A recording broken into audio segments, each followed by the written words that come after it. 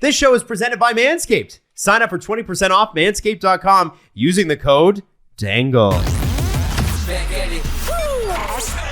SDPP, the Steve Dangle Podcast, with your hosts, Steve Dangle, Adam Wilde, and Jesse Blake.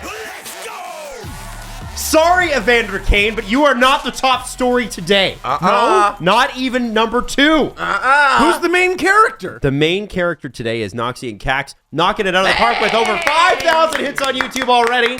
Just want to say that first show is out. And I know, Jesse, haven't you recorded episode 2 already? We have. Yeah, we did that yesterday. Can we do a little teasing? Oh, I I don't think that's not on me. That's not for me to spoil. No, he's right. He's right. He can't pull a me. Oh, you're right. You're right. Yeah, we can't have the ship be that leaky. No. Okay, well, listen, we're very, very excited for them going into it. The outpouring was amazing. The support was amazing. Thank you so much for supporting that show. And obviously, it's going to be out 2 times a week. So you're going to have, and they stuck to half an hour. Hey, shut up. They stuck to half an hour. That's the first show in network history that is stuck to half an hour. You mean you got this thing about how shows should be half an hour? Some shows should be half an hour. No, they need a bad influence. We got to get CJ and Julian to talk to him. Hey, don't be such nerds. You guys ever try smoking? You know, they gotta be like that. I like that. The people they taught us we would encounter in our lives at assemblies. So are they the like the Malfoy of the universe here, of the SDPN universe? More like Bulk and Skull from the Power Rangers. Oh, okay. Yeah. Okay. All right, I like that. Number 2 on the list, again, not Evander Kane. Still? Is that, guys, Toronto Maple Leafs Whoa. are reportedly interested in. Whoa. ISO me. Give me the ISO. You want the camera? Okay. Give me the ISO. How do you do it? Evander Kane. The Toronto Maple Leafs are reportedly interested in Calvin motherfreaking Haan, Oh, baby. yeah! Woo! Yeah! It's Stanley Cup time, baby. Haan! Come home! Come home! You should have signed here a few years ago anyway. We'll forget about that. Mm-hmm. It only cost the Leafs. They're saying it'd be like a mid-round pick. If it You gave him the very disappointed parent I, upper lip. He signed elsewhere when he shouldn't have. You know, I think that might be because he's from Carp, Ontario. There might be a little bit of Sens versus Leafs there. And he let it cloud his judgment, and now he's ready to be right. If he comes to Toronto and they make it to the second round and there's that little bit of playoff magic, does that mean he's a Magic Carp? Oh, Adam. Adam, that was awful. Oh, no. I thought that was great. I don't know what the problem is. Calvin Haan, Toronto Maple Leaf, future anyway. Let's go. Dubas, get it done. We found his nickname if he gets here. And when he scores, he'll be Gyarados. That's right. You see, because I don't know. It might be stretching. Shots from the point or hyper beam. No, we're workshopping here. Finger snaps. Jesse wants to say something. We should let him. Where's the report from? The report, I know the answer. I know. There's a reason I'm asking the question. Listen, okay. Dude.Instagram? It's not dude.Instagram. The report came from Steve's favorite insider, the fourth period. Oh. Well, it was fun. You don't know that. Montreal's Ben Sherratt, Dallas's He John gets Klingberg, things sometimes. Anaheim's Josh Manson are also potential targets for the Toronto Maple Leafs, but those players according to Bleacher Nation, would require a much higher trade package. It's not according to Bleacher Nation. It's according to Bleacher Nation, who's quoting the fourth period. Okay. Oh. Listen, he does have stuff. He's quoted on Instagram a lot. He is. And I'm saying the fix is in. What do you mean? I'm saying there's an ecosystem of just he's got an in with the Instagram accounts. What do you mean? The Instagram accounts that all look the same and have similar graphics. And, are you saying that he reports something and then has a bunch of Instagram accounts? I'm just saying the truth is out there. That aggregate his information? Are you saying? Hold Jordan on. Are you Peterson saying David Pagnotta says is that Instagram? He's smart insider man, and their insider accounts are false flags or something. I don't know. By the way, I hope David, if he hears this, takes none of this personally. We are just goofing. No, just goofing around. No, but no, we'll have a meetup of coffee that I won't show up to. Is that what happened? No, I'm still bitter about the Erik Karlsson thing from years ago. Oh, for God's sake, stop it. Listen, Evander Kane is the top story today, and there's a lot to get through here. First off, what you need to know is that the Oilers have signed him to a 1-year contract, $750,000. Number two, what you need to know is that he was cleared of any wrongdoing. They didn't exonerate him, but they said there wasn't evidence sufficient to support what the San Jose Sharks said amounted to him having his contract voided. Now, there's not enough evidence for more discipline. The discipline that he has already still applies, like his contract being void. So that's and all how they that could stuff. void, because Steve and I were talking last night. This is tremendously Yeah. confusing. Yeah. So he got his contract voided, and he had the was it a suspension or he had something? There's some sort of discipline. Yeah. Go ahead. I don't think There's been nothing extra. So his contract's voided by the Sharks because of all the reasons that the Sharks gave to the NHL. They're like, okay, go ahead, do this. And then the NHL starts investigating to see if there should be any supplementary discipline for breaking the law and breaking COVID protocols and all those things. And they found that there was no sufficient evidence to give him any more punishment to stop him from signing with the team. Mm-hmm. That's where we're at. Okay. Yeah. So what that means is the Sharks had evidence. That evidence has been verified. They were able to terminate his contract. Yeah. So that was confusing last night because it was like, wait a second. So are you saying none of this happened? Then shouldn't he get all his money back from the Sharks? That's what I was thinking. Right. And also, not only should they pay him, they should be penalized against the cap. Yeah, they should. Absolutely. Now, this is going to be... if that's not the case... This is going to be a Mike Richards situation. There is some sort of payout happening here. There has to be. Yeah, because the grievance that Evander Kane has filed against the NHL, the NHLPA has filed on behalf of Evander Kane to the NHL. That's still pending. So who knows if the NHLPA wins their grievance because there wasn't sufficient evidence to suspend him further. I don't know. I've heard that this yesterday's news won't affect that grievance, which is clear as mud. I don't understand it. I'm not going to lie. Oh, yeah. But okay. Yeah. Sure, he's not suspended. So with all that said, he is going to the Oilers. He did talk to Kayla Gray on the shift. Kayla Gray, noted helper of finding my lost dog.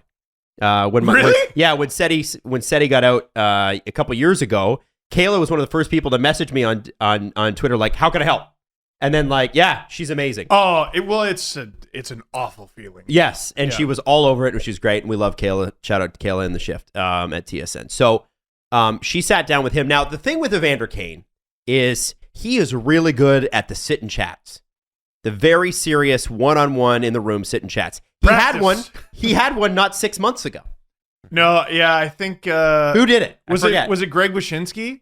No, Greg. No, sorry. Greg Wyshynski tweeted the screenshot of he's got like a rubric here or he's got like a God, I'm missing.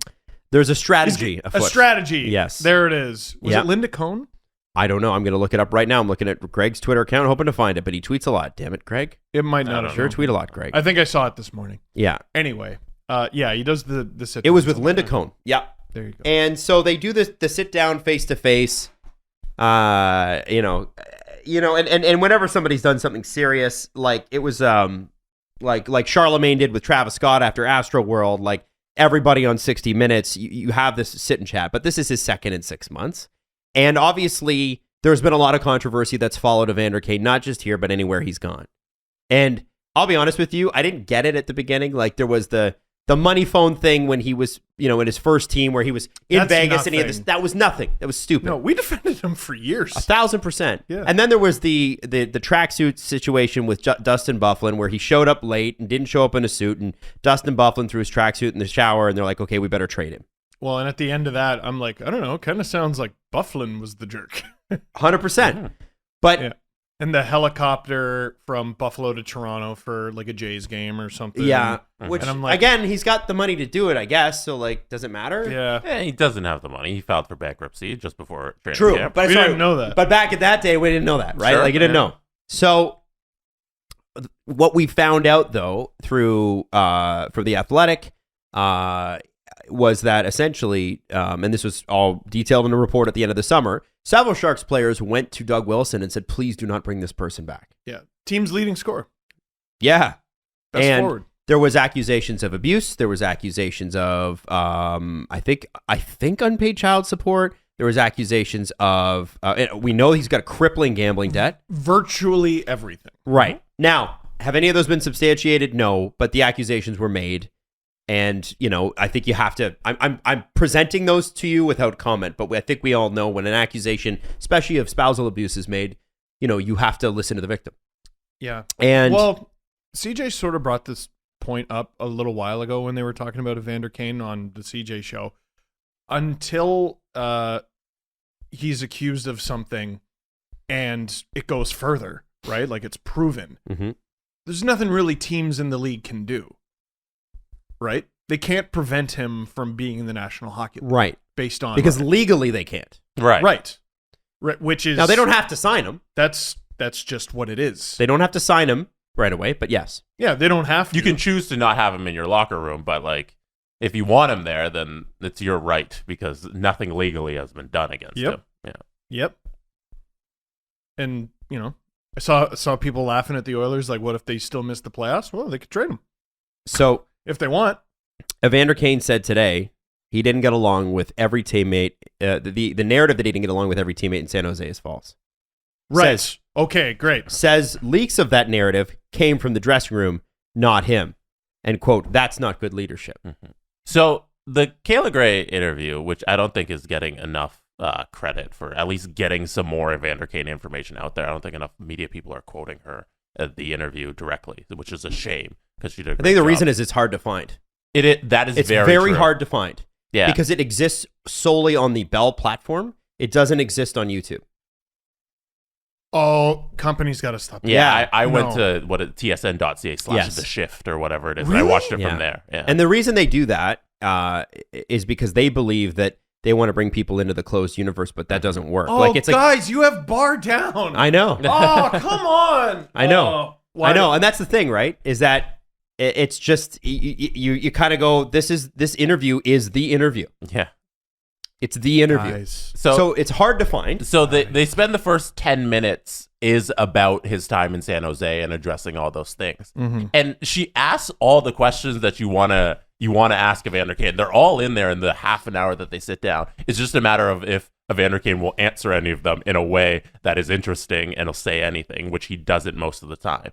But they talk about how there's an incident in the athletic report, how an assistant coach challenged him to a fight in a power play meeting. And they spend like 5 minutes on this because the assistant coach takes off his shirt after the power play meeting and he comes in the locker room and he challenges to a fight. A fist fight. A fist fight with no shirt, and he's flexing and he says, Evander can fight me. And this, you can go read the story online. And he says all of this is true. I don't care who the coach is. That's a bad career move. Yeah, but he says for the coach. He says all of this is true. And the question is like, okay, what did you do to instigate a coach coming up to you and trying to do this? And there's no answer for that. And it's continuation of, hey, this thing happened. Yeah, but I thought it was a joke and I got along with all my teammates and I thought everything in the culture was good. So all they keep doing is running through all these storylines. And Evander Kane's response to everything, all of these allegations that his teammates hate him and they went to management is, no, I got along with them. Right. There's no answer to any of this. And it's not matching. It's not matching up because people aren't just trying to fight you because you're a good teammate. People don't want to take off their shirt and walk into a locker room and fight your face off because you're a great guy. Fight a professional athlete. There's no answer from him. You're so right that, okay, so this must be difficult to access because this should be the number one thing that everyone's talking about this morning. Because can you imagine? It's fascinating. Can you imagine if we found out today in an interview that Randy Carlyle took off his shirt and tried to fight Dion Phaneuf or Phil Kessel or Mikhail Grabowski? Right. Also, I want to look up who the power play coach is of the San Jose Sharks because that's who I'm guessing it. I mean, it was in a power play meeting. They said it. I don't know, but that wouldn't be too hard to find. Right. So yeah, I wanted to make sure I was correct. Some of the Shift episodes are available on TSN's YouTube page, although they can be buried. Others are, it's really tough to find. It's a shame because it's a great show and Kayla's brilliant. Yeah, it's a fantastic interview. And go ahead. So this is the question I have. And this is typical. I mean, obviously, from the quote I read you, let me read it one more time, from Daniel Nugent-Bowman, who's such a great reporter for the Oilers. Kane says he didn't get along with every teammate. The narrative that he didn't get along with every teammate in San Jose is false. It says leaks of that narrative came from the dressing room, not him. Quote, that's not good leadership. And then, when asked at the press conference today, hey, what would you say to Oilers fans who aren't sure about you? He said, hey, keep an open mind. Here's the hard part for us, right? And I want to keep an open mind with anybody. I like second chances. I like redemption stories. I like watching people clean it up. I don't like watching them fall. It's extremely I know that the public at large really likes a good fall from grace.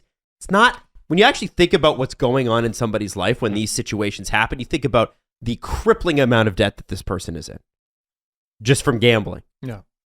Now, that to me is not fun. I don't enjoy that. Right. I want him to win. I want him to turn it around. I want things, I want everybody to kind of like, I went through a shitty time and that was super shitty and I'm going to have to pay for that. But I'm coming back and I'm going to be great. Well, and that's not about him. That's about you don't want to watch anybody go through that. No, 100%. Yeah. So I would always want somebody to do well. But I think the problem here is that to do well, you got to own what you are and own what you have been. And what we're seeing here is public spin. It's the same. It reminded me that those quotes, Jesse, remind me of. Remember the hearing with Rafael Palmeiro, Mark McGuire, and I think, was it Ken Caminetti or one of those guys? They brought him before the Senate. When they went to Congress, yeah. And Mark Roger McGuire, or it was Clemens. It was Clemens, Yeah. because Caminetti had already died. Or might have Sosa was He might have been there. I don't know. Might have been there. Is that where Roger Clemens said he misremembered? Yes. That's exactly what I'm sorry, I misremember that. Yeah. And you're like, what the fuck are you talking about? Mm-hmm. Right. You misremember a needle going into your arm? You're sure? Come on, Roger. Come on, Rocket. Yeah. So I don't like, number one, that he said, well, like, listen, you put me in a room with 30 people that I'm not going to be best friends with any of them, or all of them. I might be best friends with any of them. I fucking hate them all. No, I'm not going to be best friends with all of them. I might be best friends with 2 or 3 of them, like we have here. But I don't have like any situation I've walked into when you were in school, you're not best friends with every classmate. You're not going to get along with every classmate. That's fine. That's how NHL teams are. Yeah. So the idea that he quote unquote got along with everybody, okay, I could sort of accept that. But with all the stuff that's followed everywhere, it's not like these teams had these issues when Evander Kane wasn't there. These issues seem to arrive whenever he arrives, and it takes a while, right? Like a couple, San Jose was thrilled with Evander Kane. They signed him to that huge contract. They had a great quote-unquote leadership group that was going to keep him in line. Yeah. Well, obviously that at some point, those players retired, moved on, and that fell apart. So, in Edmonton, I think what's going to happen is that he's going to come in, he's going to be quiet, he's going to play really well, and people are going to talk about what a great player he is, because he is a great player. Mm-hmm. The problem is that he hasn't owned any of the things that happened in the past. If he said, you know what, maybe I wasn't always the best teammate. Is that a much better answer? Anybody could say that. Mm-hmm. And he would say, listen, I'm not going to lie to you. I wasn't always the best guy. I could say that to you guys right now. Say, you know what? I wasn't always at my best. Nope, me neither. And that would be a truthful statement. I would much rather hear that than, well, it's their fault that I look bad here again. Or just and they're poor leaders. Just claiming ignorance. I don't know where it comes from. Right. He was asked the question directly if he's not, if he hasn't been held accountable for his actions in the past. Like Kayla asked him that directly, and he said, I served my time. I feel like nobody has bared what I've gone through more than me. It's my experience. He says those things, but he doesn't, like you said, there's no accountability. And he even goes on to say that he considered himself a leader amongst the players in the locker room, especially when he went down to the AHL. He said because of what he's gone through, he considers himself a leader to the younger guys. And bro, you were there 5 minutes. Right. And I'm just like, I'd love to ask them if you've had any impact on their career for the 2 weeks you were in, you remember the Barracudas? So there's a couple things. So Kevin Kurz was he covers the Sharks, and I saw something of his today where basically like Kane, he arrives to the Sharks and he's great, no problems. Mm-hmm. And then the second he signs his contract, he's the last to every meeting, right? Interesting. Now, it is interesting, but for the Oilers' purposes, if I'm Ken Holland, I hear that and I go, cool. He'll perform for me. Yeah, I'm only concerned about this year. So if he's gonna be on the straight and narrow and score 20 goals between now and the end of the season, and shut it down for the next team, I don't give a shit. The Oilers might we're have trying to nailed win now. this. The Oilers might have just fucking smashed us out of the park because from February, no one wants to talk about that. They might have February nailed it. to July, you're going to get the best of Evander Kane because he's looking for a giant contract this summer, and he's going to be on his best behavior, and he might score 1 million goals in the next couple of months. It'd be awesome. You don't think part of the negotiation was I get to play with one of the two? Yeah. Absolutely. Absolutely. Yeah, that's why he would have chosen them over Colorado and Tampa.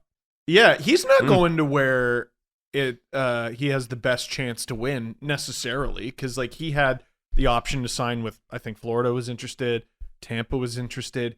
He's following the cookies, and I got bad news for everyone who doesn't like him. He's gonna get a shitload. Mm-hmm. They've won 3 straight, and at their worst, they're still Connor McDavid and Leon Draisaitl, and then Hyman's gonna come back. And you're going to be able to do something like Kane, McDavid, Hyman, or like Kane, Draisaitl, Puljujarvi. Like, all right. Ugh. Yeah, he's not playing with Nuge. Like, No. he's playing with one of the big two. They got Barry and Bouchard. They're going to have one of the best power plays in the West. Like, they're going to score. Are they going to still allow a lot of goals? Are they going to win a lot of games? Are they going to have playoff success? I don't know what to tell you. But he's going to get a shitload of points, guys. He's a good player. The second his deal was signed, someone in my pool grabbed him. Yeah, he's a good player. But again, I'm gonna go check. I think That's a good idea. If he's available, like I think he's been stashed since the draft. Somebody took him in the draft. I don't know if they ever dropped him. Dude, You just throw him on IR, right? my league tried to not get Tony DeAngelo, and then guys started losing. And they're like, well, one of the highest scoring defensemen in the league is on waivers, so I'm going to grab him. Mm-hmm. Like, He's taken. Oh, is he? Yeah, he's been on IR since the draft, yeah. So there's 2 leagues where just yoink, there he is. Like, listen, they did the investigation. No matter what you think of him, there's nothing they can do to keep him out of the league. And someone was going to sign him. 100%. So here's what I would say. We know the history. We don't need to go back over the history. What I hope happens here is that it's the last we hear of this stuff.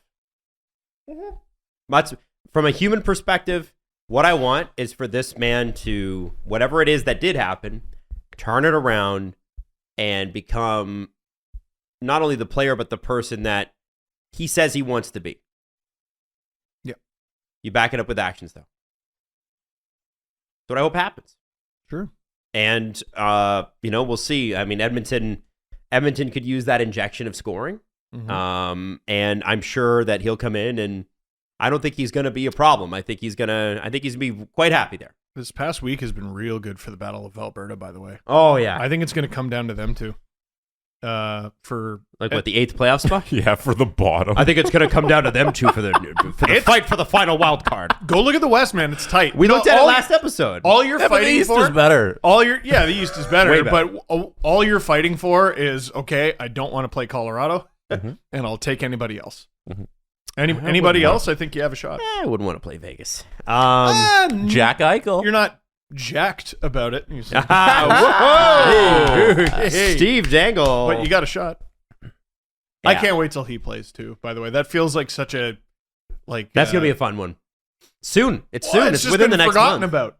Within the next month. I think so. He would have been on Team USA if they went to the NHL, if they went to the Olympics. Like, seeing his progress, now that he's just at practice last month or so, he would have been there. He would have been at the Olympics. It's a shame. CJ pointed out Vegas had a game against Buffalo February 1st, and I don't think this dream will come true. But also, that's not a good first game back for him. I don't think. No, I don't think that's Imagine. smart. I don't. No, don't worry. Whatever the next game is, take that one. Yeah, pump them 8-1 next year if Yeah. you really want to. See, who knows? We might see the first ever 7-goal game. He hates them. There's not a lot of players in the league who like so openly hate their former team. He doesn't hate the Sabres. He hates management for what they did to his body. Good enough. It's a little different. Good enough. It's a little different. I don't think he hates the crest. I think he hates who's in charge of it. I don't think he hates the fans at all. I always thought he embraced being a Buffalo Sabre, which a lot of guys weren't willing to do. And so they alienate him as hard as they could. They never wanted him. I'll stick by that. That's the narrative that I look at with the Jack Eichel saga. They tanked and they got the other guy, and they've been upset ever since, and it never worked out. And now they're gone. Remember how upset Tim Murray was? Yeah. Connor McDavid was the only person more upset than Tim Murray that day. Yeah, a lot of people were like, "Oh, come on!" Hold those pictures, those two side by side. Hit Tim Murray's face and Connor McDavid's face. Nobody got the toy they wanted that day. Nobody. Where do you think McDavid wanted to go? Toronto. That wasn't really 100%. A possibility. Yes, it was. It had Toronto was the remaining ball. Oh yeah, Toronto picked fourth. It was the two balls left in Toronto. It was either Toronto or Buffalo. Yeah, this close. Or Toronto or Edmonton. So, they were real silly Billy close. And then I was there the next year when they won the draft lottery, and I got to hold the card. That was cool. Wonder where that is now. Hey, how about some resolutions like cleaning up down there? You know what I'm saying? Nobody likes it messy down there. How about you shine? How about you deodorize? How about you crop dust? All of those things are available when you go to manscaped.com and use your 20% off code, and that code is DANGLE. It's the Performance Package 4.0, where you can find the Signature Lawnmower 4.0, the electric trimmer designed to trim hair on loose skin. The advanced skin-safe technology reduces cuts and nicks to your delicate areas. It also comes equipped with a 4,000K LED spotlight, so you can light it up. And also you can see what you're doing. And your grooming routine cannot be complete without applying the Crop Preserver and Crop Reviver. Before showing off your 2022 self, you must revive and preserve. These unique formulations take care of the parts of your body that can get a little sweaty. And you can be confident that when you're showing that part of your body off, it'll smell great. To complete your set, Manscaped also throws in a nice travel bag and anti-chafing boxer briefs just as free gifts because they like you. So remember, when you need to clean up down there, you go to manscaped.com and use that code DANGLE. 20% off and free shipping. Look after them. What are they? Balls. Hey, does this sound familiar? You've got one device that lets you catch the game live, another that lets you stream your favorite shows, you're watching sports highlights on your phone, and you've got your neighbor's best friend's login for the good stuff. Well, I want to tell you about a simple way to get all that entertainment that you love without the hassle, and a great way to finally get your TV together. It's called Direct TV Stream, and it brings your live TV and on-demand favorites together like never before. So you can watch your favorite sports, your favorite movies, and your favorite shows all in one place. It's easy. That means no more juggling remotes, no need to buy another device ever again, and the best part, there's no annual contract. So get rid of the clutter and the confusion and get your TV together with DirecTV Stream. You can learn more about DirecTV at directtv.com. That's directtv.com. Compatible device required. Content varies based on your package. You know, waking up is tough, and it's always been tough. If you think back to like when you're in grade school and you have to wake up at like 6:30 or 7 o'clock for school, ugh. But at least you could look forward to that bowl of cereal. But then we grow up and we got to look after our health, and nobody likes that. Well, you can get back to being a kid, and you can look after your health all in one with Magic Spoon. We're all trying to eat better. Healthy breakfast does not have to be boring. Magic Spoon has amazing flavors you will love without all the bad stuff. And you know, by the way, it's a great midnight snack before bed. So we're talking about cutting down carbs, sugar, unhealthy food. You can't eat that stuff anymore the same way that you could. How about this? 0 grams of sugar, 13 to 14 grams of protein, and only 4 net grams of carbs in each serving. Only 140 calories per serving. It's keto-friendly. It's gluten-free. It's grain-free, soy-free, and low carb. And you can build your own box. There are some pretty amazing flavors, including cookies and cream, which is my favorite, maple waffle, blueberry, peanut, fruity frosted, and cocoa. So check it out. Go to magicspoon.com/STP to grab a custom bundle of cereal and try it today. And be sure to use the promo code, right? SDP because that gets you $5 off. And Magic Spoon is so confident in their product, it's baked with a 100% happiness guarantee. So if you don't like it for any reason, they'll refund your money, no questions asked. Remember, get your next delicious bowl of guilt-free cereal and make waking up a lot easier. MagicSpoon.com/SDP and use that code SDP. Save those $5 and enjoy. I'm gonna read you a little thing. Thing. The Coyotes are in the advanced stages of discussing with Arizona State University and arena manager OVG Facilities of the Oakville Group to use Arizona State University's new multipurpose arena as their temporary home. This will be for the next 3 to 4 years. It will only seat 5,000 spectators and is significantly smaller than other NHL arenas, or even Arizona Veterans Memorial Coliseum, which currently sits about 10,000 because some of its risers have been decommissioned.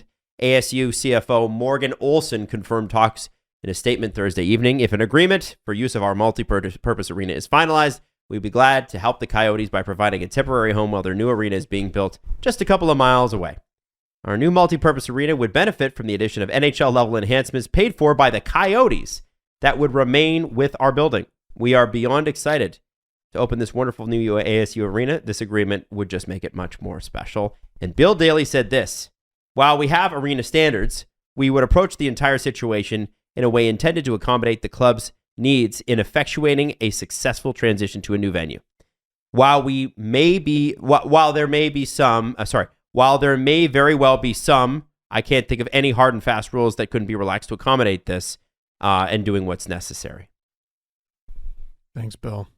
It's always great to hear you talk. So, Brad Marchand tweeted yesterday that the Coyotes would have to give away 4,500 of those seats in order to get to capacity each night. And that was just a cheap shot. Good for... Here, help me out, guys. I need your strength. Good for Brad. Oh, God. Oh, that was really hard for me to Given do. the estimated cost of the building team arenas at ASU, the likely cost of the necessary improvements at the existing facility, and the losses that Morello, the owner, will incur by playing in front of smaller crowds at an arena that will not provide him with a lot of corporate sponsorship money or ancillary revenue, it's fair to wonder why the Coyotes wouldn't just spend the estimated $40 to $50 million in renovations on the Coliseum where they could actually play and practice. And the quick answer to that, it's too late. So if they had decided on this earlier and known that they were going to be kicked out of Gila Arena, they could have done the renovations on the Coliseum and had a place to play. But considering, look at my watch, it's January and the season starts in October. There's not enough time to do that. You can't do a $40 million renovation in 6 months. You know, we've done a lot of ranting and raving about teams that are perennially mediocre and, you know, they're not a good organization. And no. The Arizona Coyotes are the worst run organization in the league. Like, they cannot get the most basic things accomplished. Well, you know, the rebuild is going really well. They got a bunch of draft picks. They don't have a place to play. Not a team. You need a building to play in, and we're sick of talking about you. And I can't let go of the fact that the summer, heading into the summer, where Matthews was going to be a restricted free agent, there were reports the Coyotes were willing to offer him $15 million a year with what? With what? I am reminded of Apu from The Simpsons when Marge suggests they get a babysitter for their octuplets, and what would I pay them with? Banana bread? You don't have money! You don't have money for a building! Priorities, all right? Number one, place to goddamn play. Then number two, players or something. Do these guys have sticks? Uh-huh. Do they have sticks? They have sticks. Skates? They do. Holy Moses. Why is it when there is nonsense about not having a building to play in, it is always you? Guys, can we stop? Can we stop Like for a long time, we talked about the Arizona Coyotes and just move them. This sucks. We're sick of it. And then their fans said, hey, we're here. We're here and we love them. Mm-hmm. And there are hockey fans in Arizona. And we said, you know what? You're right. There are hockey fans in Arizona. We want them to stay. And this is the thing that Canadians get very smug about. There are hockey fans in Arizona, and there is nowhere for them to sit. 5,000. And that number probably is, if this plan comes to fruition, which I'll get to the things that need to happen for this to actually happen. If they go with the ASU plan, the seats it seats 5,000, that's going to come down to like 3,200 or around 4,300 because they have to retrofit the arena to make it NHL standard. And that's going to require to take out some seats because they got to build like locker rooms because they can't use the ASU ones because that's against NCAA regulations and all that. And they need to build their own practice facility, which is another $10 million. But all of this, it looks like this is their plan if everything goes to plan, but they still need approval to build the Tempe arena. So they can't do this unless the first part of the plan comes through, which is getting approval for a brand new arena in Tempe, which hasn't been done yet. So they don't have a permanent home for this. Is a three. So they would sign here minimum 3 years, but they don't even have. So they can't sign this deal until Tempe city management approves their new arena, because this is a temporary 3-year plan while that's being built. 3 years. If the city council doesn't approve the Tempe arena, then this is just out the window. This doesn't even matter. And they have to find an actual place to play. So they'd have to either move cities, you have to go somewhere and find a building, or they have to write a giant check and an apology letter to the city of Glendale and Gila River Arena and try and stay where they are. So that's also an option. We could be here in a month and the owners of the Coyotes just wrote a giant check and said sorry to Gila River Arena. That's also a thing. I mean, that seems to be their thing. We don't have the money.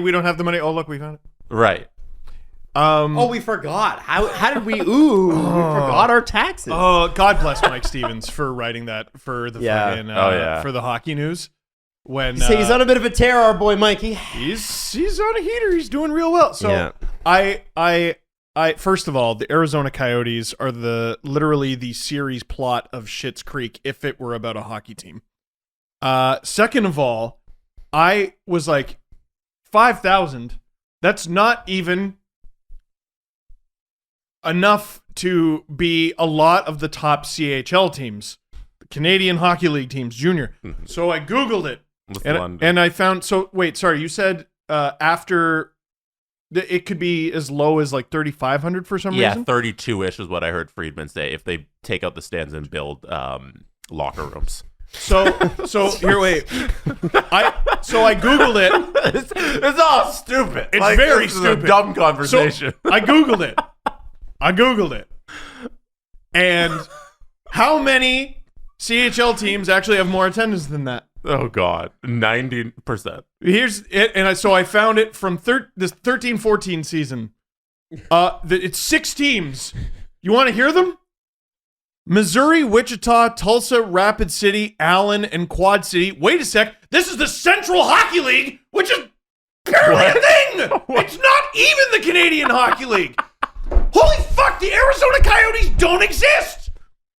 They don't exist. They, honest to God, don't exist. Steve just spit everywhere. I don't. Yes, I did. Scrap it. No, guys, fuck. I'm so sorry. I'm genuinely sorry. Come be Leaf fans. Yeah. Listen, you're already miserable. Yeah. Be cold miserable. Yeah, be miserable with us. Be cold, wet miserable. A lot of us instead are of miserable hot, dry miserable. Yeah. Variety, it's the spice of life. You don't even have to leave Arizona. Not a team. Disgraceful. Not a team. That's unbelievable. Like you're getting. Did you find the CHL actual number? No, because I was so stuck on, oh my God, the Allen City, whatever the fuck. In the Central Hockey League. In the Central. What level of hockey is that? I don't even know. There's a team called Arizona that got 2,600. The Arizona what? Roadrunners? Oh, Brampton got 2,200. By the way, speaking of places where hockey just does not friggin' work. Brampton. They tried to shove every team in the world in there. People, you look at the populations of the west end of the GTA, and you're like, oh, things can work there, but it's not how it would work in the East. If they put a team in Durham, another team in Durham, it would work. If it or the edge of Scarborough, anything like that, it would work. It's just not accessible. Do you mind just turning down my headphones a little bit? No, I was trying to turn up mine. I think I turned up yours. Yeah, I was like, all of a sudden, I'm like, Steve's extremely loud. I'm in your kitchen, subwoofer guy. Man. Canadian Hockey League attendance. Like, dude, you're gonna play what shitty Mighty Ducks movie knockoff is this?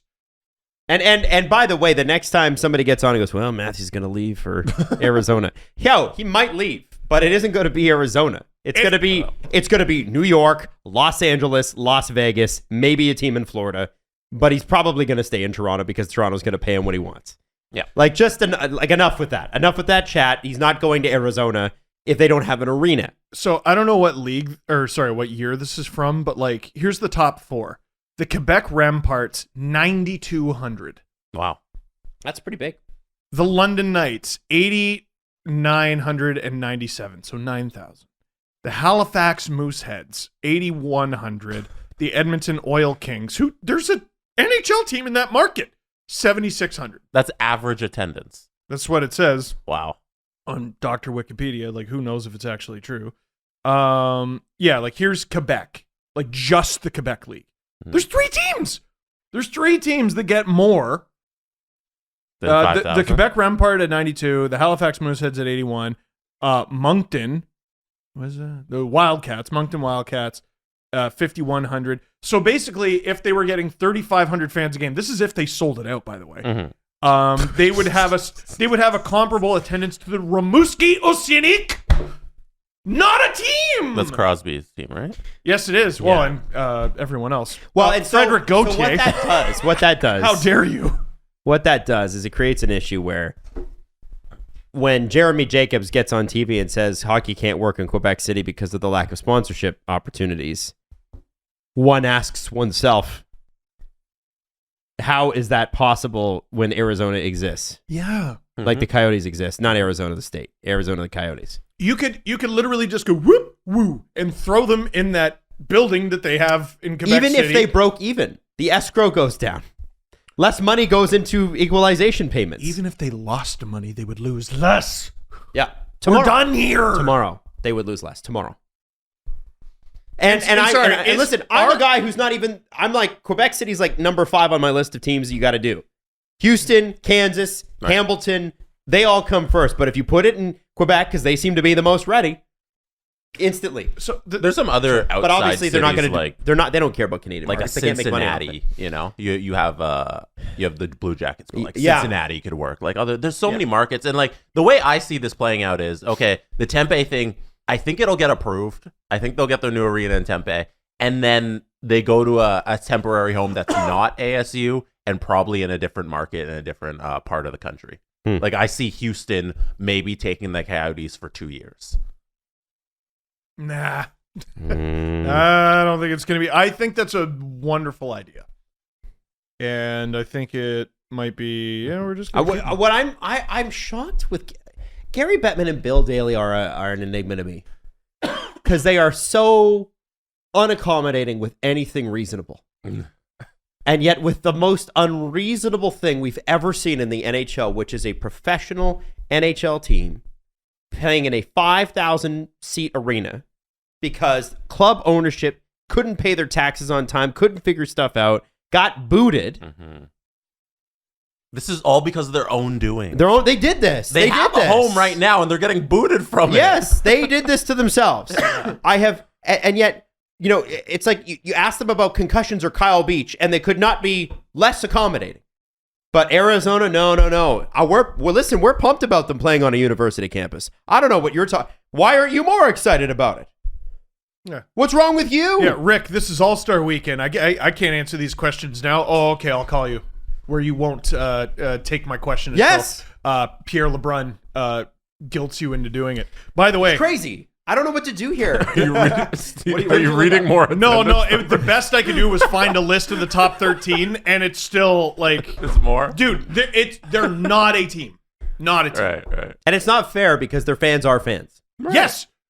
Yes, but they're fans for a non-existent team. Sorry, like That doesn't value them. yeah, like so the conversation around Jacob Chikrin has been funny because supposedly the Coyotes are looking at trading him, and one of the teams that's interested is Columbus. I always hear, I think it's Friedgen Merrick on 32 Thoughts talk about this. Why is Columbus in on this? Like they're not going to make the playoffs this year, and the reason they're in on it is because he's good in 23. and they're not getting the free agents. This is how they got to get these guys. But he's locked up to term. Mm-hmm. They do not need to trade this person. They don't need to trade this player, which is part of the reason they're going to get such a windfall for him. But are they trading him? I think they're just trading him to get every. It's not even to get every asset. It seems like they're selling so hard. They're not a team that's preparing for a rebuild. They're preparing for a sale. Everything must go, but you can't have layoffs like you do at some of these big corporations. So you just trade every hockey player. You just get rid of every hockey player. And your arena. And your arena. And everything must go. And you don't pay your taxes. Like, I don't know. Last game of the season, just take one of the seats. Like, just take one of the seats. You take a piece of Arizona history because you're not going to get another game No, Gila River, they don't deserve that. Yeah. They're not fans of the Coyotes either. They hate them. They want them there. All out. right, leave the seats. Yeah. Leave this. Okay, Gila River. No, I'm doing this for the fans. I'm not encouraging vandalism. Give them stickers. Give them something to remember this. But they're not a team. 3,500. Not a team. The precedent for this thing happening is the Los Angeles Chargers, who, when moving from San Diego to LA, they went from a football stadium, 50,000 to 100,000 if you're Jerry World in Dallas, to a 27,000 seat soccer stadium. But 27,000 is it's 50% of their former 50,000 seat stadium, but it's still 27,000 people. And they could have just stayed in San Diego for a couple more years because it's like a 2-hour drive. Yeah. They're like, no. This was also a situation where the city and the team didn't get along, and the owners in the city, so they got kicked out of San Diego and moved over to Los And Angeles. the Rams were like, we'll take that. Thank you. yeah. So and then now they're tenants in the Rams stadium, so they share it with the Rams. But anyways, that's the precedent, that moving from a soccer stadium from a football stadium. But this is something completely different. 3,500 people. Listen. It's a high school. The Arizona Coyotes take on the York Lions tonight. Like fucking. It's pathetic. Sorry. Yes. So, what'll be great is that, again, every time we bring up the Coyotes in the arena situation, I'm reminded of the very first episode of the Steve Dangle podcast that we ever did. And if you're a first time, a lot of people, it's like the first episode of this SDP is like Woodstock. Everybody says they were there. There was only about 1,500 people. It's so true. Okay? Yeah, no, it was the Jimi Hendrix set. Yeah. I watched Jimi Hendrix play while the sun came up. Well, that was the Who set. Yeah. I did it. No, you didn't see it. The tent that you left there saw it. Right. Yeah. So there was like 1,500 people, I think, that listened to that episode total. I think, and that was far better than we thought we would do.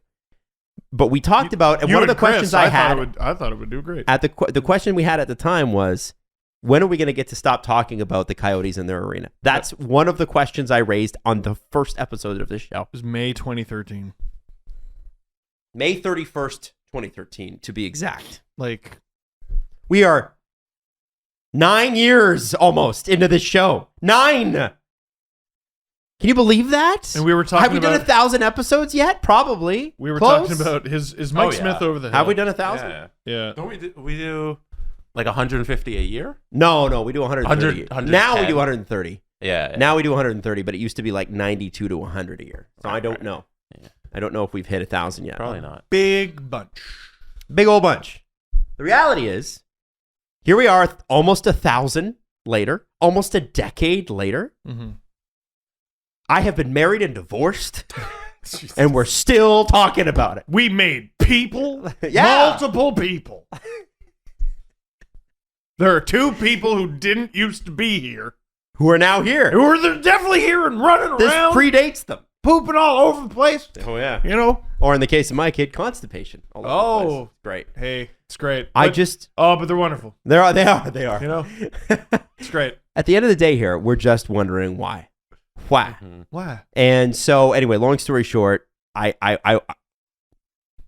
want this to be over as much as you do. But I got to be honest with you, it ain't going anywhere. It will never go away. As long as the Coyotes are in Arizona, this will never not be a problem. I got a great way to make money, and then you can add some seats. Sell the franchise records back to the Jets. They're not yours. No, they're not. They're not. Stop it. No, they're not. It's a joke. It's a joke that they're even associated. Yes. It's a joke. Yeah. So no, it's not because shut up.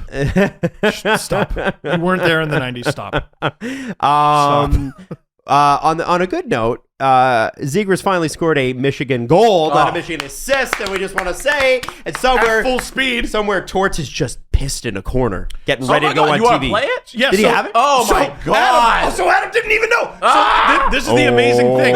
People made that joke, and then someone tweeted me like, "Hey, I don't know if you saw, but like he did." Oh, yeah. Let's hear it. Double down. Let's hear it on his not good take. Oh man, yeah, Jesse's pulling it up right now. Zegras. So as I kill time, the kids are changing the game, man. And Down Goes Brown had a tweet last night or this morning. The easier this move gets for players, and it's getting easier, the more it's going to destroy awful, boring defensive systems that have basically held down the sport for decades. Yes. So that's great. Fantastic. I think it's absolutely fantastic. Somebody will find a way to fuck this up, though. Yeah, who knows? It might be the guy we're about to play. But can you imagine if he gets back in the league and the thing he's famous for, like every coach has their thing, is he finds a way to fuck up the Michigan? Can't wait. Me neither. The fact that Zegras did it at full speed and in front of an empty building. Also, like, there's just so many visuals to do with it. You know, it was so smooth. It gave Berkshire something to talk about. Yeah, poor guy. I'm going on soon. Are you? Way. Yeah, it's not confirmed, so I won't say the date, but soon. Yeah. Oh, that's cool. I like that. He always does it after I go to bed, including the weekends because I go to bed so early. So I haven't had the chance, but I do need to go on. I want to go on. All right. This is John Tortorella on Trevor Zegras' Michigan. No, go for it. And that's where the game is going. I just don't want us to lose all the good stuff of what the foundation of the National Hockey League is. Don't know what that means. That's all I'm trying to say. So Canadian media, if you're going to report on this, make sure you use everything to dude, they can kiss my ass as far as I'm concerned. Wow. So. No, go for it. Just the Canadian media? There's got to be... I'm sorry, was it only Canadians that attacked Tortorella about this? No, that's Arda being cheeky. And I'm sure it's based on rants Torts had behind the scenes. Hey, Arda watches this show. Arda's a good guy. What are you doing, Arda? Does Arda watch the show? Yeah. What's up, Arda? And I always see Arda Love liking tweets and stuff like that. We see you, Arda. Yeah, I feel bad. I was supposed to do something. Throwing the Canadian media thing in there, though, Arda. We know what you're... You want the full minute? Yeah, I want the full minute. That one's cheeky because you clip it where he says, "Don't clip this." Yeah. You know? Here you go. Oh. It's a little bit different than the goal him and Sonny scored. I think it's a different play. Yeah, for all the idiots out there that blew up my phone from the first game saying I don't enjoy skill, that is a skill play. This is skill here also. I just want us to be careful as far as where it all goes to. And, what does that mean? It's in the rule book. You can do it. Yes, it's in the rule book. What does it mean? Are you essentially saying that you don't want hockey to become a series of circus type shots? The fundamentals still need to be there, but it's totally okay when the opportunity presents. Absolutely. Great question. Absolutely, and that's that. Maybe I'm not explaining myself right. No. The skill is fantastic. I just want us to be careful as far as where it goes to from here. What do we lose? What does that mean? What does that mean? On the ice, as a lacrosse player, cradling it, going down the ice. Is that allowed? I'm going to sure. But here's the thing: though. You don't want to stifle the creativity, though. I mean, absolutely not. And I'm not saying that. And I just don't want us to lose what the National Hockey League is about. I don't want it to. There's a lot of other really good hard parts of the game, I don't want us always focusing on that. It's a tremendous play. Is that door? That's the person recording it, Oh, right? Somebody is recording this off of their TV. Oh, it's like, I was like, Slender Man is about to come through the door. That's why the audio sounds like it's like in your head or Oh whatever. yeah, I'm like, is Natalie in the next room? Like, what's happening here? No. Somebody's filming their TV. Okay, and all that's right. happening in their house. Someone listening to this in the car was like, what the f-? Yeah. Anyways, take. What do you think? I think it was a bad segment. Dude, it's Arda Trying to pull something out of Torts. That's interest that you're teasing something that could be interesting. Give me something interesting. You know what would be And great? he looks at his shoes and he kicks the dirt and fucking From an entertaining perspective, Torts should have just doubled down and been like, you know what? I feel like we're losing the game. Great. All right, Torts, I'm in. Tell me. But what he does, I don't think that's what he thinks. But it is what he thinks, Steve, because that's how he ends the conversation. I don't know what he thinks. He's like, it's a highly scored play, maybe, but I just want to make sure. Where's it going? I mean, it's in the rules, but we don't know. And what if we lose the fundamentals of the game? What fundamentals, John? Are we going to stop skating? We're going to stop handling a puck? Oh, look, here's a lacrosse thing that has nothing to do with this, because lacrosse is played with a basket at the end of a stick and a rubber ball, not a twig and a fucking puck. It's like, so it's a bad segment, because what Torts needed to do was be Torts. Roar out and be like, no, I'm old school and I hate it. Here's why, Arda. And Arda does a great job of trying to pull it out, and he finally does. Yep. But if I'm the producer, I'm like, Torts, man, you're old school. Go on and be old school. Yeah. And then Arda gets him when he says, well, the Canadian media, oh, they can kiss my ass. No, but the only reason that the Canadian media can kiss Torts' ass is we're the only one that pays attention to what you're saying. The most damning thing I could say about what Torts said is it's not that he didn't say anything. It's that one person tweeted at me last night. That's what I'm saying. No one cares what he has to say. If you're old school, fine. Like Ken Reed. Yeah. We love Ken. Ken tweets some old school shit. I'm like, I completely disagree with that. But I fucking love Ken, and I'd kiss him on the mouth. And he's the best. And he tells it in a compelling way. Yeah, he's compelling. He's compelling in any room he walks in. Yeah. Yes. I always tell the thing about him talking about room. Like, he might have said that on the podcast, but he was telling me that at like Easter Seals function a few months ago. Room! Dangle, get over here. He brings me over to Tiger Williams. Tiger, tell him about room. And did I tell you about that? Yeah, I think you have. Making room on the ice. Being tough. Yeah. Making room. And You've talked about that. He's just, you gotta just lean into it. Point across. Yeah. You're a coach. Like, this isn't a media thing.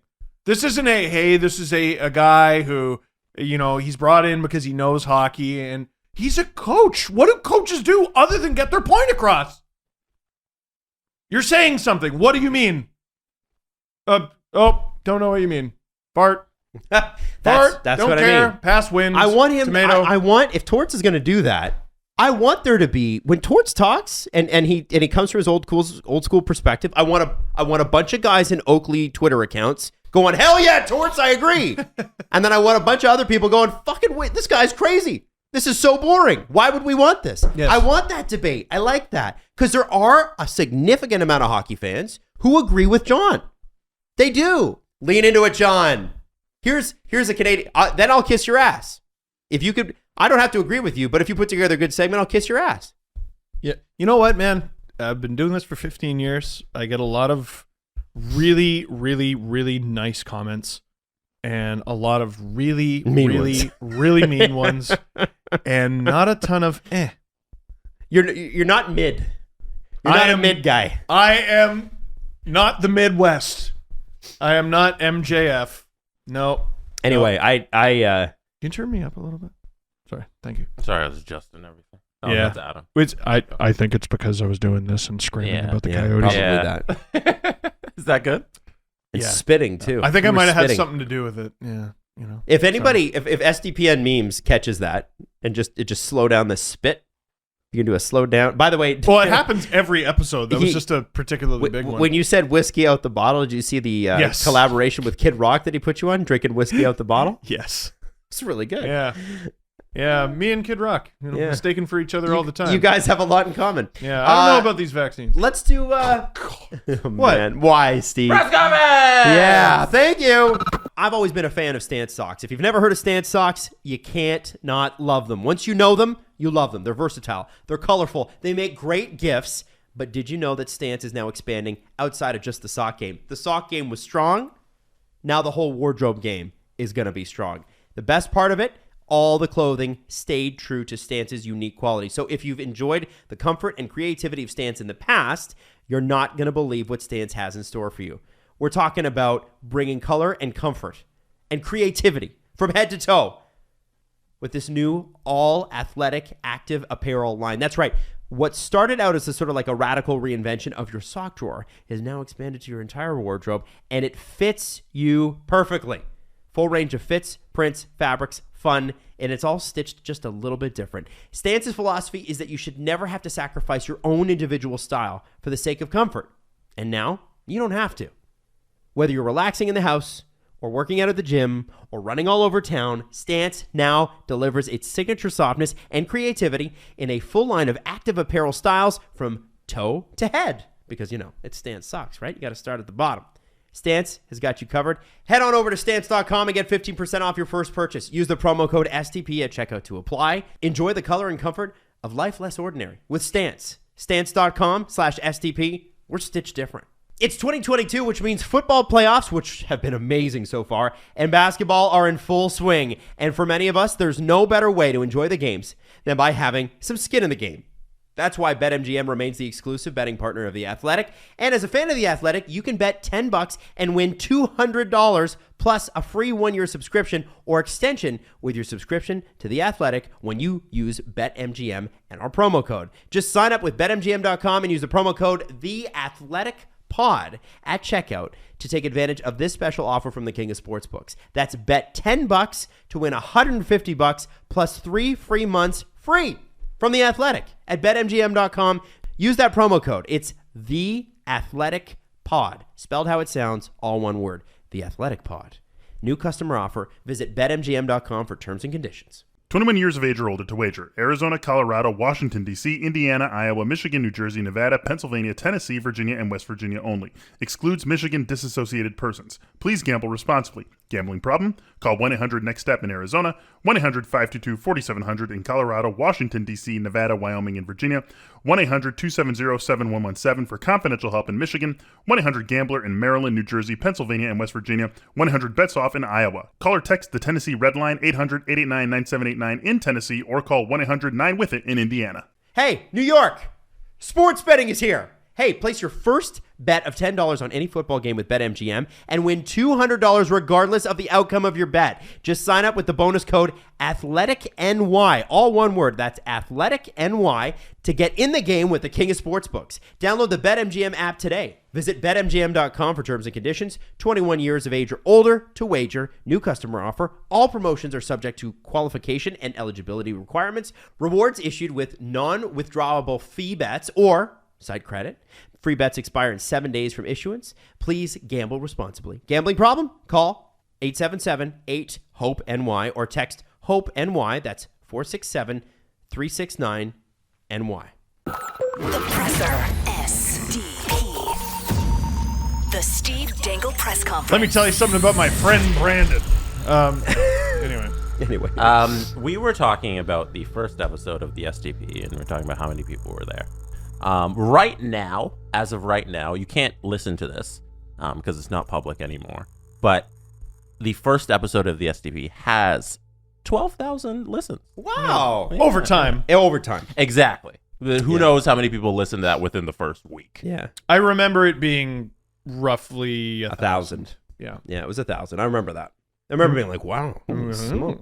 And then I said to Steve, what if one day we're doing like 20,000 an episode? And Steve said to me, that's never going to happen. Yeah, I did say that. And now it's roughly 75, 80,000? Is it? Somewhere in there, yeah. See, because I see the YouTube but the numbers audio all the numbers time. too. Wow. Holy shit. So- what? No. So let's talk about How many- the press conference. Let's talk about the press. Coyotes arenas. Sorry. All right. So Cole on the SDP podcast talk server on our Discord. Listen to us in a whole new way that nobody has ever listened to us. So Cole has a VR system, and he fired up a game called Golf Plus in the Metaverse. And he's listening to us on a driving range in the Metaverse. No. So he's at the golf course. He's there's like a lounge chair area, and he has our video on in the Metaverse while he's waiting to go take another shot at the driving range in the VR world. And he's watching the podcast. Crazy. This is not what I thought you were going to say at all. No. Wow. Did you know that you can be a real estate agent in the Metaverse now? And you And make sell- actual commission? Oh, God. People are making tens of thousands of bucks selling houses in the Metaverse. Let me put this on the screen. Guys, the houses in the real world are expensive.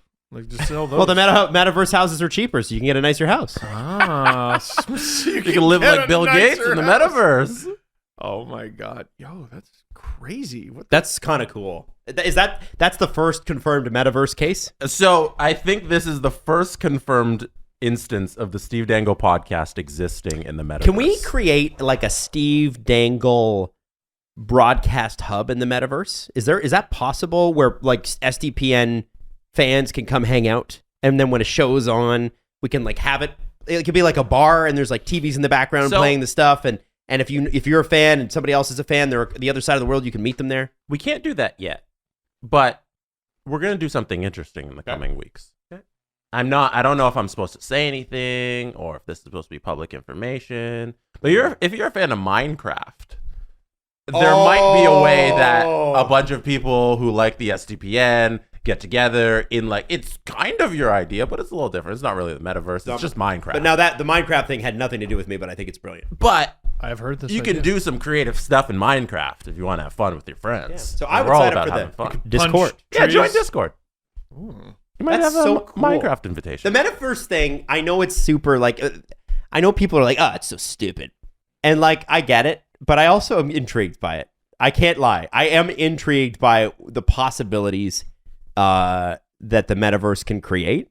I think the problem with the Metaverse is the first person that most people heard about it from was Mark Zuckerberg. And that instantly people go, ugh. Yeah. But it existed far before Facebook had a plan for it, and I'm curious about what it's going to be. Very curious. Yeah. Mark Zuckerberg has definitely not a vampire energy. Hey, let's do the press conference. Let's do a question. I got a tweet last night. I forget who tweeted it, but I wanted to ask the question. I forgot to screenshot the tweet, was so I Joe apologize. Nazem Kadri is on pace for 113 points this season. He is a UFA at the end of the year. What happens with Nazem Kadri's next contract? A lot of money to play for his childhood team, the Montreal Canadiens. That's a good one. I've called this for a long time. Clip this! I've called this for a long time. He's going home. Well, home is London, Ontario, but he's going to Montreal. They need him. They need him real bad. He's not. Damn. I mean, Colorado can't keep him. That's what Nazem Kadri is a big reason why they're all in this year. 'Cause they're going to lose him. They had a big summer with they could have lost their captain, could have lost Landeskog, they could have lost a bunch of guys. They did a great job with that Cale Makar contract to get him locked up. Can you imagine if they waited?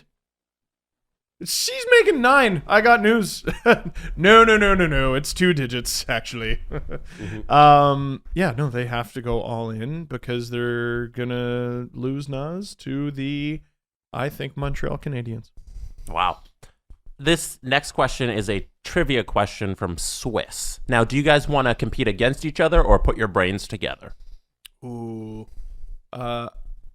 Rocket Twin Powers activate? Sure, we could do that. Okay. Okay. Brains together on this one.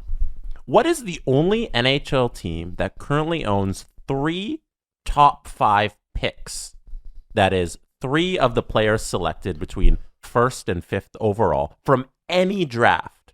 And who are the players? Sorry, There's only one NHL team that has 3 top 5 picks. Uh-huh. And those, so picks 1 through 5, and from any given draft. Who are the players? What's the team? Well, this one's easy. You go ahead. I have no idea. The Leafs.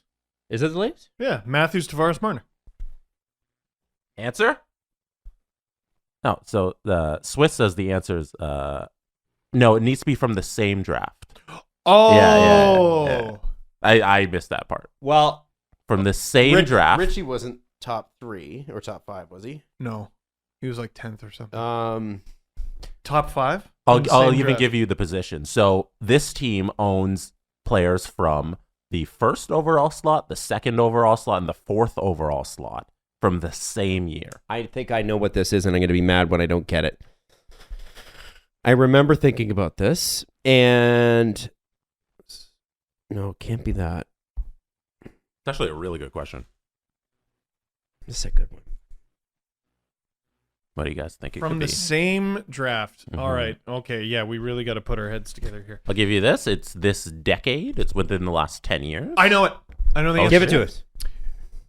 The 2014 draft from Philadelphia. Did I mention that I was at the 2014 draft from Amazing. Philadelphia? Amazing. This is It's great. the Florida Panthers, who have 1st overall pick Aaron Ekblad, 2nd overall pick Sam Reinhart, and 4th overall pick Sam Bennett. Wow! Hey!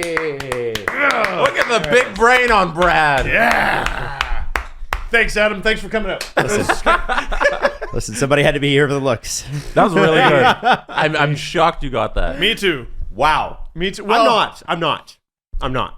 I'm never shocked when you get obscure shit like that. There's no way. I feel like no matter how good the Panthers are, we always forget about them. Well, they were forgettable for 20 years. Yeah. Dude, I still Like, it was like Pavel Bure's, they went to the Cup final, and then Van Beesbrook left, and then Pavel Bure, and then recently. Since they went to the Stanley Cup final, I think they have... Do they have a playoff series win? A single playoff series win? No. Not one. And Not no, one. I think they won a qualifying round. I can't remember That against doesn't who. And one of the most damning stats of the franchise is career playoff games played by Roberto Luongo as a member of the Florida Panthers. 6. Pooh. That sucks. Roberto Luongo! Oh my God! Mm-hmm. He lost at the hands of John Tavares to the New York Islanders. Yep. Next question comes for Adam Wild. Adam Wild, yesterday on Agent Provocateur, you spoke with Paul Gagne. Yes. Very interesting episode. There was one part I really loved where Alan and Paul talked about how they used to run these camps during the summer in Montreal. And these camps became the place to be in the summer for hockey players because they would just bring in the best Czech players and the best French-Canadian players, and they would all just scrimmage every Friday. And they'd hire NHL referees for it. And they'd hire real referees. They'd book out an arena, and then guys started calling Alan being like, hey, can I get in on this? Right. This is a great game. So can you talk about that episode that's out now? So they were Octagon and Alan's agency before that, where Octagon bought Alan and his partner out. And brought him into the Octagon fold. They were one of the first groups that set players up with training in the offseason. And so Paul Gagne is a posturologist, and I didn't even know that was the thing, but what he does is he starts with your feet and literally works his way up your body. And he talks about in the episode about how, training is... I have terrible posture, so I'm working on it. Like, training is so much different for... a hockey player versus like a soccer player. He's like, you see some training videos from the 70s and everybody's like doing bench. And he's like, yeah. And he's like, and then they were talking about too how, like in the 90s, up until the 90s, like the off season, like the best players, the players who were most fit were the players on the 4th and 3rd lines. Mm-hmm. The players who would like smoke cigarettes in between the periods were, and didn't have a muscle to speak of, were the highly skilled ones. Lemieux, yeah. And now it's completely different. Like they're all Gretzky, like too. in tip-top, unbelievable, amazing shape. And I think that's what's so fascinating. I expect people to be hesitant about an episode like this. I expect you to be like, why would I want to listen to that? And I have to tell you, if you're a real hockey fan, if you're truly like if you're one of those people there's no saving you. There's no coming back from this. The nuts and bolts. This is the kind of stuff that I love, and Jesse loves. We were talking about this with Alan. Love diving deep on. Mm-hmm. Yeah. I don't expect everybody to love this episode, but to me, it's like, give me a snapshot of what their day-to-day is like. Yeah. Tell me what it's like to train like these guys. And, imagine you come from that culture of, in the late 90s, guys are just, crushing beers and smoking cigarettes and golfing, and then all of a sudden they're like, no, you should train and you should work out the whole summer. And imagine Alan trying to tell a bunch of millionaires that, Yep. right? Mm-hmm. And the shift that's happened in the last 20 years in hockey and in sports and everything is amazing. I loved it. I absolutely loved listening to that. It was great. I haven't heard it yet. I will listen on the way home. Okay. Amazing. Me I better. was listening to Noxie and Cat. Haven't heard of them. They're very, very good. They're pretty great. Tonight on the stream, 6 p.m. Eastern, twitch.tv/SDPN Live, Game 1 of the Stanley Cup Final. Hey. Leafs, Colorado Avalanche, who in the game are a very good team, and I'm a little worried about our crappy Leafs. Who is the starting goalie for the fictional Colorado Avalanche? Oh, gosh. I forget. I don't remember off the top of my head. I looked at their rosters at the end of the stream. We went through it, but Some I GM forget the you are. goalie. Why? What was the... No, I just wanted to know. I just want to know. Yeah. Which goalie will beat you this time? Wow. In Game 7. Man, he got that one Vasilevsky series. Oh, my God. Oh, yeah, I got jobbed. Okay, But- so disgusting. Yeah. before we go, I want to bring up this one last thing.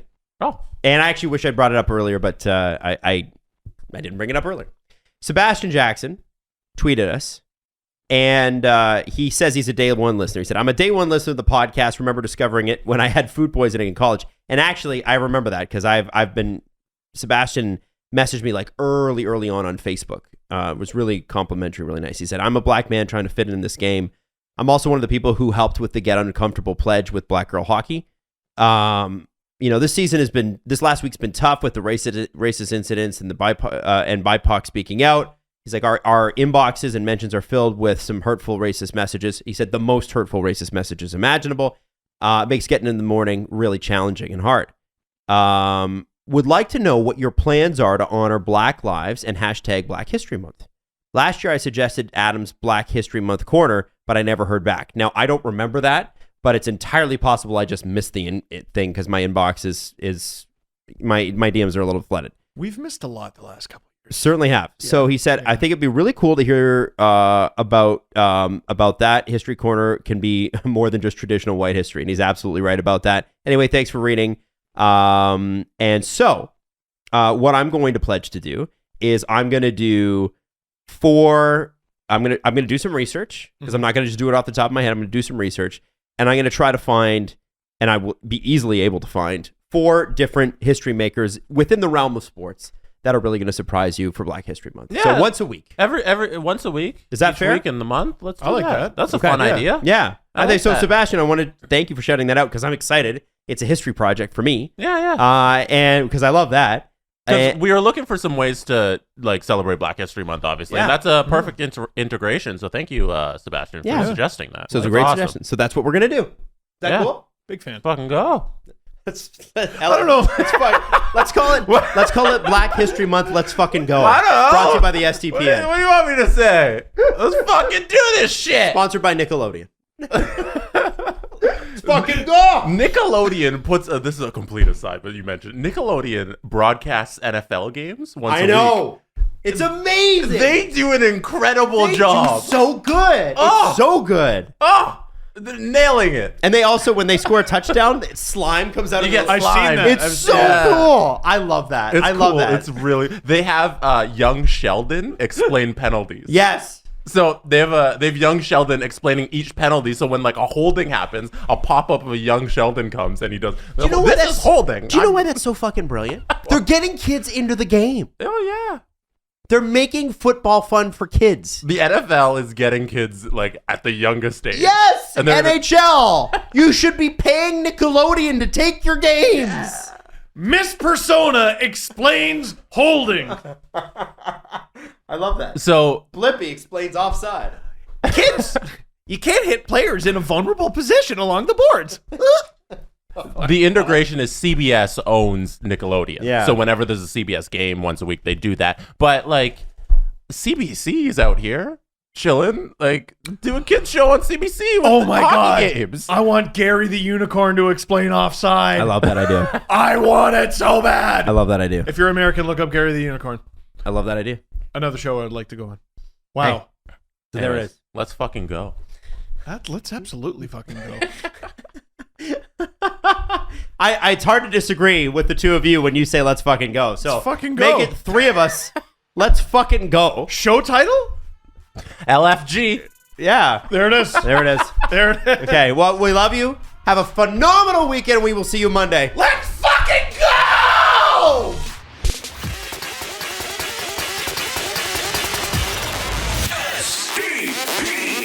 The Steve Dangle Podcast. Follow the guys on Twitter at Steve_Dangle, at Adam WYLDE, and at Jesse Blake.